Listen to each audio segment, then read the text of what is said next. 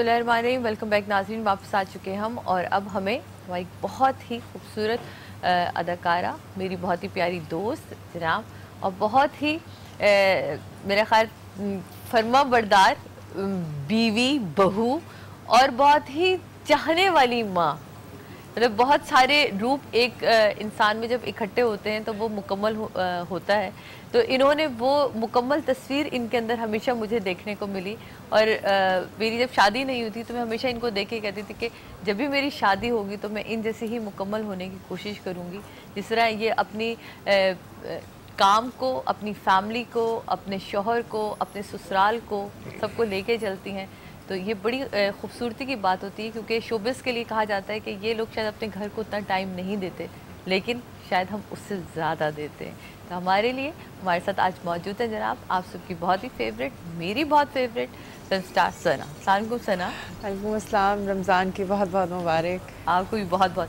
और ये एक रिश्ते से मेरी नंद है क्योंकि इनके हमिया का नाम है फ़खर इमाम, मेरा नाम है सादिया इमाम। बहुत अर्से तक लोग समझते रहे कि ये मेरी भाभी बन रही है। मैंने कहा जी वो बिल्कुल मेरी ही भाभी बन रही है और मैं तो बिल्कुल समझती भी ऐसे ही हूँ। तो और मेरा रोब भी यही वाला है, नंद वाला, नखरे वखरे भी दिखाती हूँ मैं। हमेशा जब भी फोन करती है मुझे तो यही कहती है, भाई कैसा मेरा। तो ऐसा ही है। आज हमारी गुफ्तगू का आगाज हमने किया भी औलाद तरबियत पर, बच्चों की तरबियत पे था। आपने अपने बच्चों की तरबियत बहुत खूबसूरती से की, जबकि इतनी मसरूफियत के बावजूद और आप बच्चों को और फैमिली को इतना टाइम देती हैं। बल्कि सादिया मैं कोशिश करती हूँ, अभी भी बहुत सारी चीज़ें रह जाती हैं और आपसे इनसे सबसे सीखती हूँ, हर दिन सीखने की कोशिश करती हूँ और यही समझती हूँ कि मेरे ख्याल में हर माँ का रोल जो होता है ना वो बड़ा चैलेंजिंग होता है। सही। और हम क्योंकि जिस फील्ड से ताल्लुक़ रखते हैं हमें बहुत सारा कुछ करना भी होता है और फिर एज ए मदर और अपनी फैमिली लाइफ जो है उसको भी मेंटेन करना होता है, तो वो हमारे लिए कुछ थोड़ी सी ज़्यादा चैलेंजिंग होती है लाइफ। ठीक। अच्छा फरहान पर जाने से पहले हमारे साथ एक कॉलर थे जिन्होंने आपको अपना पूरा मसला उसमें भी बताया। तो आपने बताया कि उनकी बीवी के साथ मसला कि वर्म है उनको। वर्म है। तो ये जो आपका मेडिसिन है, एक तो अव्वल मुझे इसके बारे में थोड़ी सी डिटेल बताइए ताकि लोगों को पता चले कि ये मेडिसिन कहाँ से किस तरह इसका स्टार्ट करना, क्या मर्द हजरात के लिए भी है और ख़वातीन के लिए भी है? दोनों के लिए। और इसमें तरीकाकार आपने लिखा हुआ है, लेकिन आपके तरीक़ेकार में एक चीज़ मैंने और ज़ुबैर भाई दोनों ने जो नोट की थी वो ये थी कि आपने लिखा इसमें और किसी भी तरह की मेडिसिन इस्तेमाल नहीं करनी जब आप जनान की ये हर्बल मेडिसिन को यूज़ कर रहे होंगे। तो अगर उसमें फ़र्ज़ करें वो शख्स आपको फ़ोन नहीं करता और आपसे बात किए बगैर वो इसका इस्तेमाल कर देता, तो कोई इसका साइड इफ़ेक्ट? बेटे इसका साइड इफेक्ट सिर्फ यह है कि इसके साथ कोई भी इनफर्टिलिटी की मेडिसिन इस्तेमाल नहीं करनी है। अच्छा, बस ये इस्तेमाल, एंटीबायोटिक इस्तेमाल नहीं करना क्योंकि इसमें ऑलरेडी एंटीबायोटिक है। अच्छा, तो उस दौरान अगर वो बीमार हो जाता है या तो और डॉक्टर से एंटीबायोटिक लिख के दे देते तो रोक लें मेरी मेडिसिन, रोकें उस वक्त वो रोकें और फिर उसके बाद दोबारा से स्टार्ट करें। कितने महीने का कोर्स? ये 3 महीने का कोर्स है। और वैसे कितने महीने तक चलेगा ये कोर्स? ये 3 महीने से पहले भी रिजल्ट आ जाता है और 3 महीने के से आगे भी जाता है। पेशेंट के रिपोर्ट को देखते हुए हम इसको आगे भी चलाते हैं। 10 दिन में भी हो जाता है कंसीव, 15 दिन में भी हमें खुशखबरी मिलती है, 25 दिन में भी मिलती है। लेकिन ये पेशेंट की रिपोर्ट्स के ऊपर होता है कि आया जब पेशेंट मेरे क्या क्या चीज़ों को मद्देनजर रखती हैं? बेटे सबसे पहले तो रिपोर्ट्स होती हैं उनकी, फिर मैं डायग्नोज करती हूँ। पीछे से अम्मी के घर से उनका सिलसिला चलता है, जैसे जवान बच्चियाँ हैं उनसे उनके सवाल जवाब, अयाम कब शुरू हुआ। अगर 9 साल से 12 साल की हैं तो ये जल्दी माँ बनती हैं।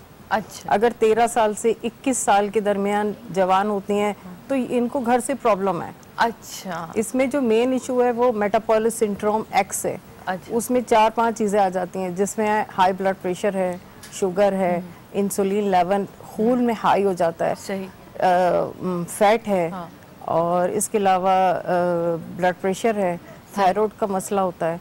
थायराइड देखते हैं। तो सारे आप चेकअप्स करवाती हैं? नहीं, मैं इंटरव्यू लेती हूँ तो माशाल्लाह इतने पेशेंट आते हैं, इंटरव्यू से बात हो जाती है तो ज़्यादा आगे जाना नहीं पड़ता है। महसूस करती हैं इंटरव्यू टेस्ट जब करवाती हूँ जब मेरी एक बोतल ख़त्म होती है तब अच्छा एक, अच्छा इनमें से कौन सी मर्द हजरात के लिए है? जो आपके हाथ में ये है, ये फॉर मैन है, ये इसके साथ है। जो है हम ओमेगा 3 खिलाते हैं, ओमेगा 3 इसके साथ खिलाते हैं। और ये खवातीन ये खवातीन के लिए। और ये किस तरह, किस वक्त, किन औकात में खानी है? एक ही टाइम पे खाते हैं। सही। सुबह निहार मुंह लेते हैं। कोई एक टाइम आपने फिक्स करना है? जब भी सुबह निहार मुंह, खाली पेट, निहार मुंह खाली पेट। सही, दोनों हजरात ने? दोनों, यानी कि मियाँ बीवी दोनों ने एक ही वक्त में, यानी कि 1.5 चाय का चम्मच, आपने 1 चाय का चम्मच, 1.5 चाय का चम्मच, 1.5 चाय का चम्मच, और एक कैप्सूल जो खातून के लिए आपने नहीं, रखी वो है। कैप्सूल आयाम में खाना है, चौथे, पांचवें और छठे दिन।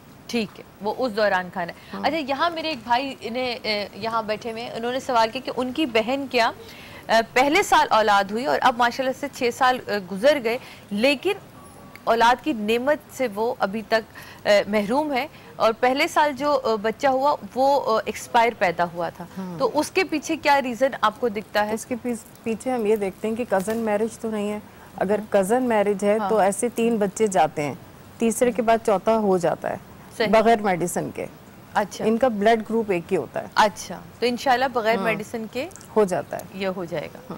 और इसके अलावा जनाब यहाँ तमाम नंबर्स और तमाम डिटेल्स चल रही, तो आप चाहें तो आप कॉल कर सकते हैं, आप रब्ता कर सकते हैं फरहाना आपा से, ताकि वो मज़ीद जो भी आपके मसाइल हो वो उनको बताएं। और इनका शजरा बहुत बड़ा है कि ये ईरान से, मेरा ख्याल आपका ईरान से बिलोंग करती हैं मेरी नानी, उनसे ये हमें मिला है। मुझे मेरी खाला से मिला है। मुझे काम करते हुए 14 साल हो गए, टीवी पे आए हुए 8.5 महीने हो गए। टीवी पे हिस्ट्री संभाल के रखिए, ये बहुत अच्छी बात। शादियाँ ही लाई थी मुझे। ये नेकी इनकी तरफ से।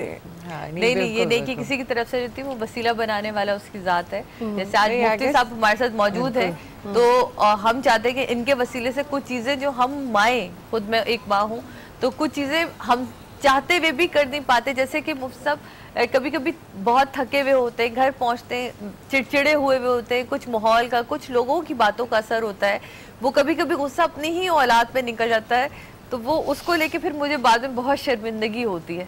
तो क्या उसको रोकने के लिए भी कोई ऐसी कोई दुआ, कोई विर्दी बता दे, बंदा पढ़ता रहे कि बच्चे पे कम से कम गुस्सा ना निकले? जी, ये एक फितरी सिलसिला है कि आदमी जब चिड़चिड़ा हो तो गुस्सा किसी पे भी आ जाता है, और ख़ासकर बच्चे की बिला वजह शरारतों की वजह से या किसी और मामले में गुस्सा आ जाता है। तो ऐसे में आका अलैहिस्सलातु वस्सलाम की हदीस पाक है, सरकार सल्लल्लाहु अलैहि वसल्लम ने इरशाद फरमाया कि अगर गुस्सा आ जाए तो ला हौला वला कुव्वता इल्ला बिल्लाहिल अलीय्यिल अज़ीम आप कसरत से पढ़ें, हत्ता कि वो गुस्सा दूर हो जाएगा। क्योंकि गुस्सा दिलाने का असल वजह शैतान का मुदाखलत होती है। शैतान मुदाखलत करता है, वो इंसान को गुस्सा दिलाता है। जी बिल्कुल। तो जब आप ये पढ़ेंगी शैतान दूर हो जाएगा और इंसान का गुस्सा दूर हो जाएगा। बिल्कुल सही। अच्छा जनाब, यहाँ मैं ज़रा किचन की तरफ जाऊँगी। किचन में ज़रा जाके मुझे देखना ये है कि वहाँ क्या हुआ। अब तक सब चीज़ें तैयार है, लेकिन फरहाना आपा यहाँ मैं शुक्रिया अदा करूँगी सबसे पहले कि आपकी यहाँ मौजूदगी, और आप यहाँ ये अद्वियात भी लेकर आई उन तमाम लोगों के लिए। तो आखिरी जो भी नोट आप देना चाहें, क्योंकि फिर सबसे पहले तो बेटा मैं ये कहना चाहती हूँ कि वो बच्चियाँ जिनको औलाद नहीं हो रही है, उनको उनकी सास अच्छा हैंडल नहीं करती, उनको डॉक्टर अच्छे से हैंडल नहीं करते हैं, उनको थोड़ा सा वक्त दें। बच्चा देना और बच्चा पैदा होना, लेना, ये अपने टाइम पे होता है। इसमें अल्लाह ताला की तरफ से हिकमत है। अगर बच्चा नहीं हो रहा है तो लड़की का कोई कसूर नहीं है। उन सासों को ये देखना चाहिए कि जब देने वाली ज़ात ऊपर बैठी हुई है तो मैं और आप जो है वो किस चीज़ पे हावी कर सकते हैं इसको कि बच्चा आप दो। वो अपने बेटों की शादियां तो करती हैं, एक शादी कर ली, 2 शादी कर ली, घर आबाद कर लिया, लेकिन इलाज की तरफ नहीं आती हैं, अपने बच्चों की तरफ नहीं आती हैं। वो लड़की को ब्लेम करते हैं। लड़की को ब्लेम नहीं करना चाहिए। मैं समझती हूँ उसको वक्त देना चाहिए, और इसमें हिकमत है। जब अल्लाह ने देना होगा उसी वक्त देगा अल्लाह। किसी को देर से देता है, किसी को पहले दे देता है। तो थोड़ा सा घर का माहौल अच्छा रखें। मेंटली आई गेस स्ट्रेस जो होता है ना वो भी मैटर करता है। बहुत परेशान होती हैं, मेंटल स्ट्रेस में रहती हैं इस वजह से। हाँ, डॉक्टर्स भी अच्छा नहीं करते हैं, उनको साफ कह देते हैं कि ये केस हमारे बस में नहीं है, आप जाएं। वो रोती हैं, IVF की तरफ चली जाती हैं, IUI की तरफ चली जाती हैं, टीके लगाती हैं, मेडिसिन लेती हैं, लेकिन उससे कोई फ़ायदा नहीं होता, और उनका वेट गेन होता है और वो परेशान हो जाती हैं, उनके अयाम डिस्टर्ब हो जाते हैं। तो थोड़ा सा टाइम देना चाहिए, हर चीज़ के लिए एक वक्त है। मेंटली तौर पे ये चीज़ें जो है ना पैदा होती हैं, अगर मेंटली तौर पे वो बच्ची रिलैक्स है तो वो जल्दी कंसीव करेगी। आपने उसे इतना परेशान कर दिया, वो कहाँ से बच्चा पैदा करेगी? बिल्कुल वो रोने के सिवा और कोई काम नहीं करती। तो मैं सबसे गुजारिश भी यही करती हूँ कि अपनी बहुओं को अपनी बेटियों की तरह लें और उनका बहुत ख्याल रखें। बेशक वो ही आपकी नस्ल को आगे बढ़ाने वाली है, तो क्यों जब हम अपनी बेटी रुखसत करते हैं तो हम चाहते हैं कि दूसरा हमारी बेटी का ख्याल उसी तरह रखे जिस तरह हम अपनी बेटी का ख्याल रखते थे। जब आप लेकर आ रहे हैं, रुखसत करके ला रहे हैं, तो बहू बना के नहीं बेटी बना के लाएं, और फिर इंशाल्लाह सही कहा इन्होंने कि देने वाली ज़ात उसकी है, देर सवेर वहाँ ज़रूर है, लेकिन दुआ करते रहे, उसमें कभी भी वो आपको ना उम्मीद नहीं करता। जनाब लेते हैं छोटे से ब्रेक के बाद आपसे मिलते हैं।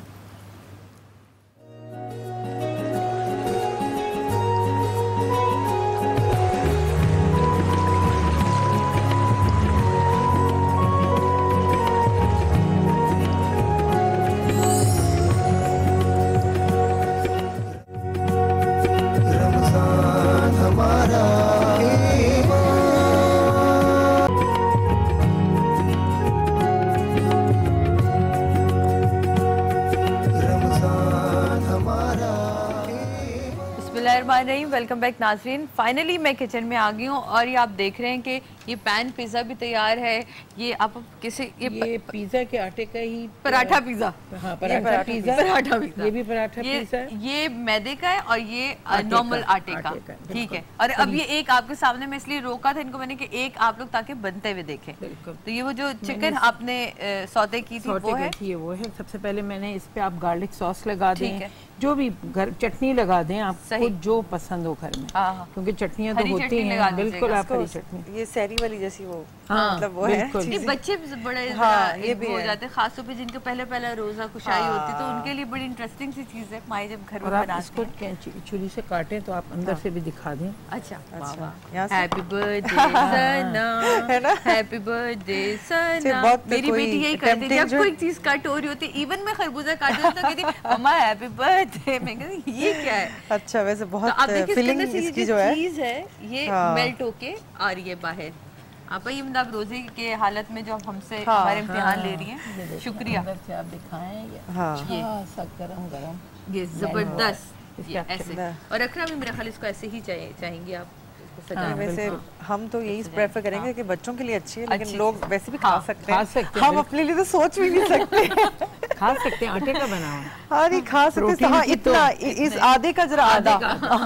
अच्छा, सही, आपने किया फिर दोनों रोटियों को आपने, अच्छा ये मैंने इस पे लगाई, सही, इसको आपने प्रेस किया, सही, और इसमें हमने चीज भी डाला ना आप? नहीं, हो शुक्र, मुझे नजर नहीं आ रहा था, मैंने कहा मैं पूछ लूं, तो आपने कहा डाला है, मैंने कहा ये इससे अंदाजा हुआ कि कुकिंग बहुत अच्छी अगर मैं कर लेती है। नहीं डाला तो वो जरा आपके उसमें अच्छा होता, तो मैंने इसलिए सिर्फ एहतियातन आपको याद दिलाया। Thank you. अच्छा, इसको आपने ये करके जरा हम खूबसूरत बना रहे हैं, क्योंकि सब मेहमान होंगे, सही, जिनको आप ये आपने यूं किया, यूं मोड़ते चले गए आपने यूं करके, ताकि वो साइडें भी कवर हो जाए और खूबसूरत भी लगे। अच्छा, दूसरा मैंने ये वाला वही पिज़्ज़ा आटे का है, इसके ऊपर भी आपने लगाना है। ये मैंने सिर्फ इसमें डाला बनाए।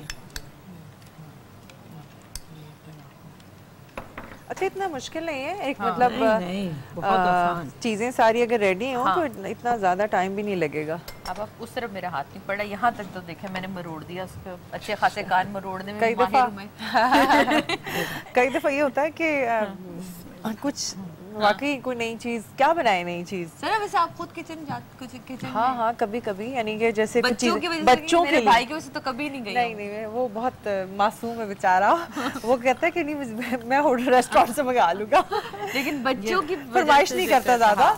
लेकिन वैसे खाने में बहुत शौकीन है, लेकिन मुझसे फरमाइश ज़्यादा इतनी नहीं करता। लेकिन मुझे ये होता है कि ऑब्वियसली बच्चों के लिए हर दफ़ा कोई नई चीज़ चाहिए होती है। अब पिज़्ज़ा भी वो खा चुके होते हैं, उनको के लिए पिज़्ज़ा पराठा जो है ना वो एक नई चीज़ होगी। और ये इस तरह जिस तरह आपने ये चीज़ें डाली हैं, अब इसको ना मैं इस तरह भी देख रही थी कि हमारे पास बहुत सारे सालन बच जाते हैं जो खुश्क होते हैं। मुझे तो ये देख के ना मुझे अपना बचपन याद आ गया, क्योंकि उसमें मुझे याद है कि मेरी अम्मी जो है ना कोई सालन जैसे बच गया है तो वो ऐसे जाया नहीं करते थे, उनके कोई ना कोई डिफरेंट पराठे बन जाते थे। तो हमें याद है हर सालन का पराठा खाया हुआ है, हर सालन का पराठा तो नहीं है तो चीनी डाल के बन जाता था मीठा। हाँ, डिपेंड करता है ना कि कौन सी। अब ये आप पैन पिज्जा भी ये साथ के साथ दिखा। अच्छा, ये आपने इस पे शिमला मिर्च और आपने पहले हल्का सा उसमें आप गार्लिक सॉस लगाया, जो भी लगा दें आप इसमें, जो आपके पैन के नीचे क्या लगा था? घी है, तेल हल्का सा मैंने ब्रश किया, आधा चम्मच भी नहीं। सही, ये आपने लगा दी। कलरफुल होगा ना, बच्चे खाएंगे, क्योंकि वो जब ये मेल्ट होता है तो ये खुद ब खुद एक उसकी खूबसूरती भी आ जाती है। और ये हल्की आंच पे पकाएं, सही, ताकि वो क्रिस्पी हो और अंदर से मेल्ट हो जाए। सही। फिर इस पे आप थोड़ी थोड़ी सी चीज। सही, ये कौन सी वाली चीज है? ये मोज़रेला चीज। और इसको आपने चूल्हे पे जब रखना है, कवर करके रखना, तो चीज़ मेल्ट हो जाएगी। बहुत दफ़ा इलेक्ट्रिक का प्रॉब्लम होता है, खुला भी रख देते तो उससे वो मेल्ट नहीं होता। लोग सोच रहे हैं अल्लाह चीज़ खराब है, वो चीज़ खराब नहीं होती, वो हम अपनी अकल को उसका इस्तेमाल नहीं कर रहे होते हैं। बहुत हल्की आंच पे आपने इसको पकाना है। सही, बिल्कुल। ये तैयार है वापस, बस इसको मैं यहाँ रखती हूँ। ठीक है, और इसको मैं आपको दिखा देती हूँ। आप जब भी बनाएं पैन पिज़्ज़ा, इसको हमेशा कवर होना चाहिए। कवर होना चाहिए, कवर होके तो चीज़ खुद ब खुद मेल्ट होगी, और बहुत स्लो के ऊपर आपने इसमें। ठीक है, अब जुबैर भाई के पास हमारे एक और नए मेहमान हमें ज्वाइन किया। मैं चाहूँगी जुबैर भाई आप प्लीज़ तारुफ कराएं। जी बिल्कुल, मैं वही वेट कर रहा था आपका, आप ये फारिग हो जाएं। नाज़रीन, हमें अब ज्वाइन किया है डॉक्टर वलीद बिन अजहर साहब ने। डॉक्टर साहब COO हैं फातिमीद फाउंडेशन के, और फातिमीद फाउंडेशन जो है वो ना सिर्फ ये कि एक ब्लड बैंक रन करता है, बल्कि हेमाटोलॉजिकल सर्विसेज में भी उनका एक नाम है। थैलेसीमिया के जो पेशेंट होते हैं उनका ट्रीटमेंट किया जाता है। और आपको पता है कि थैलेसीमिया माइनर एंड मेजर होता है। माइनर थैलेसीमिया तो अपनी बॉडी में ब्लड बना लेता है, लेकिन जो मेजर थैलेसीमिया के जो पेशेंट होते हैं उनकी बॉडी में ब्लड नहीं बनता, और उनको तकरीबन 14 दिन बाद, 20 दिन बाद ब्लड ट्रांसफ्यूज़ करना पड़ता है, ब्लड देना पड़ता है। लेकिन जब हम ब्लड देते हैं तो फिर उनके अंदर जो आयरन के कंटेंट बढ़ जाते हैं, फिर उनका भी ट्रीटमेंट करना पड़ता है।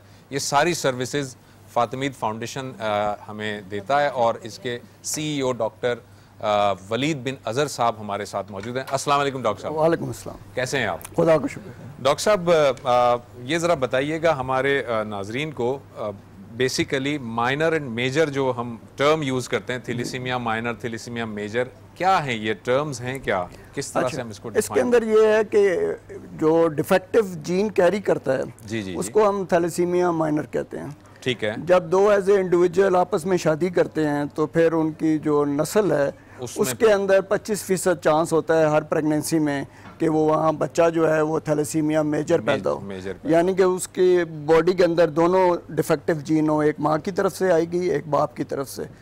और वो जो है उसको हम बीटा थैलेसीमिया मेजर कहते हैं कि जो रेड ब्लड सेल्स हैं वो बनाने की उसके अंदर काबिलियत नहीं होती। अच्छा, अब ज़रा यहाँ पे रुकिएगा। एक तो ये आपने फरमाया कि माँ और बाप अगर दोनों थैलेसीमिया माइनर के पेशेंट हों तो उनके बच्चों में थैलेसीमिया मेजर हो जाता है, ये आप फरमा रहे हैं। हम ये कहेंगे कि वो थैलेसीमिया पेशेंट नहीं है क्योंकि वो नॉर्मल हैं, उनकी ज़िंदगी नॉर्मल है, और कुछ चीज़ों के अंदर वो नॉर्मल जो ब्लड है उससे बेहतर है।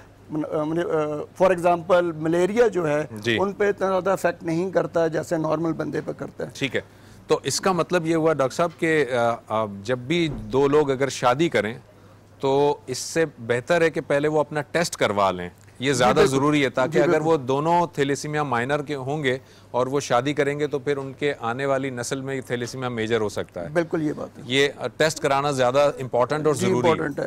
अच्छा, अब ज़रा थैलेसीमिया मेजर पे आ जाते हैं। आप फरमा रहे हैं कि थैलेसीमिया मेजर के जो पेशेंट्स होते हैं उनको फातिमीद फाउंडेशन ट्रीटमेंट देता है, वो किस तरह की ट्रीटमेंट होती है? ये इस तरह के हम जो है ना 1984 से हमारा पहला पाकिस्तान में थैलेसीमिया सेंटर बना था। ठीक है। तो तकरीबन 33 ईयर्स से हम इन बच्चों को लुक आफ्टर कर रहे हैं। राइट। और ये सेंटर ना सिर्फ कराची में है, हैदराबाद में भी है, टंडोला यार में भी है, खैरपुर में भी है, लाहौर में भी है, मुल्तान, पेशावर और क्वेटा, यानी कि हम नेशनल लेवल पे ये काम कर रहे हैं। और तकरीबन हमारे पास 10 से 11 हज़ार बच्चे जो हैं वो थैलेसीमिया मेजर के रजिस्टर्ड हैं। अच्छा, अच्छा डॉक्टर साहब, मैं आपकी बात को ज़रा सा इंटरप्ट करूंगा। नाज़रीन, हमारे साथ डॉक्टर साहब मौजूद हैं। आपको पता है कि हमने जो टॉपिक स्टार्ट किया था वो बच्चों की तरबियत के हवाले से बात की थी। फिर हमारे साथ डॉक्टर फरहाना मौजूद थी, उन्होंने इनफर्टिलिटी पे बात की, अगर जो साहिब औलाद नहीं है वो क्या क्या कर सकते हैं, फिर उनके नंबर भी थे। इस वक्त हमारे साथ डॉक्टर साहब मौजूद हैं, वो ये बता रहे हैं कि दो ऐसे मर्द और ख़वातीन जो थैलेसीमिया माइनर के अगर पेशेंट हैं तो उनके आने वाली नस्ल में थैलेसीमिया मेजर हो सकता है। लिहाजा बहुत ज़रूरी है कि वो शादी से पहले अपना टेस्ट करवाएं, और थैलेसीमिया मेजर के जो पेशेंट्स हैं उनको कैसे ट्रीटमेंट किया जाता है उस पर भी डॉक्टर साहब से बात करेंगे। एक छोटा सा मैं वक्फा लूँगा, और वक्फे के बाद जब हम आएंगे तो डॉक्टर साहब से भी बात करेंगे, मुफ्ती साहब भी हमारे साथ होंगे, सना भी हमारे साथ मौजूद हैं, एक छोटे से ब्रेक के बाद।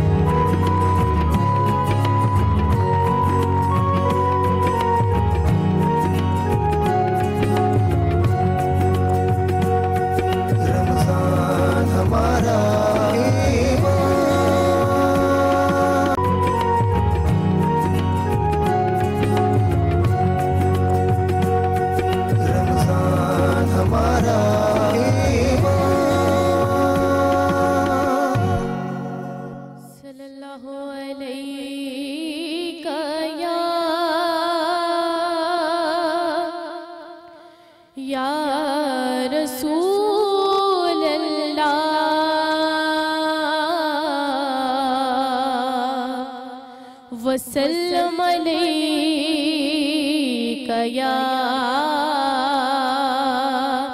हबीबल्लाह।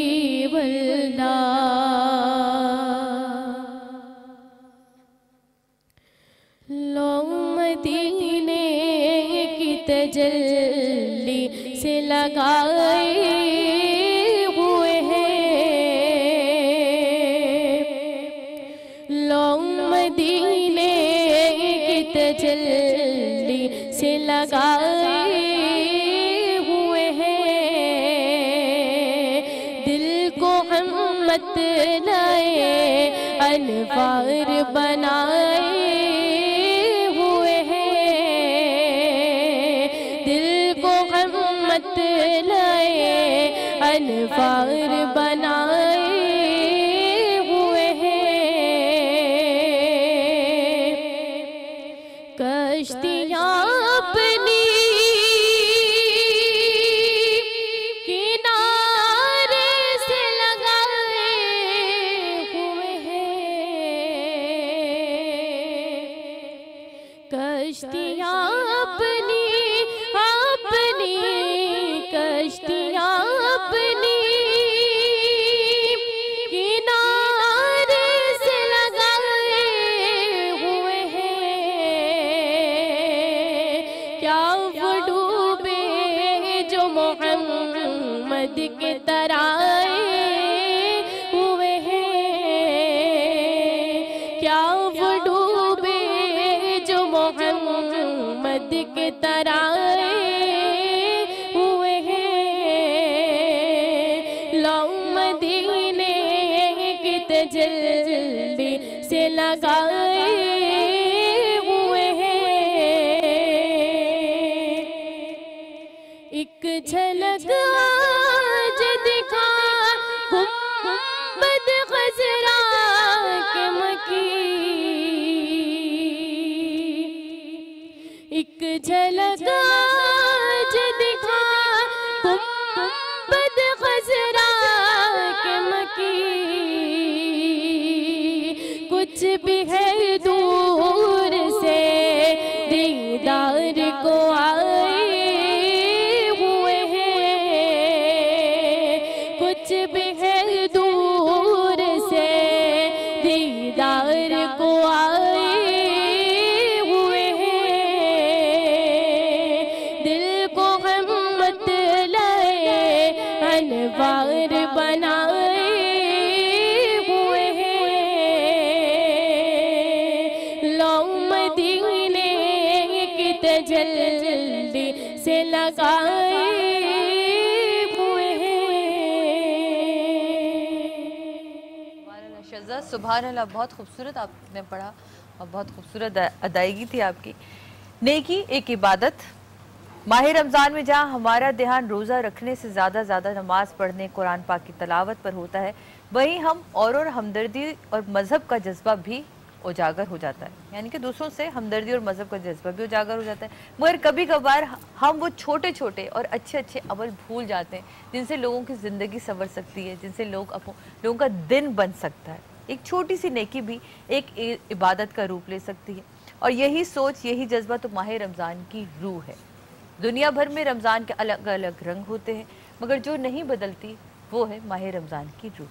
आप दुनिया के किसी भी कोने में चले जाएं, माह रमज़ान जज्बा और इस्लाम का जलवा, दूसरों की परवाह करने, उनका ख्याल रखने और ख़ुद से बढ़कर उनके लिए कुछ करने का नज़र आता है।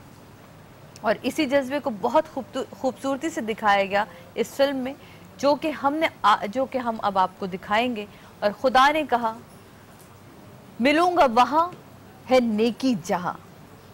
औरों का ख्याल रखने में अगर दाग लग जाए तो दाग तो अच्छे होते हैं ना। इस रमज़ान आप भी नेकी इबादत के जज्बे में शिरकत कीजिए और औरों का ख्याल कीजिए।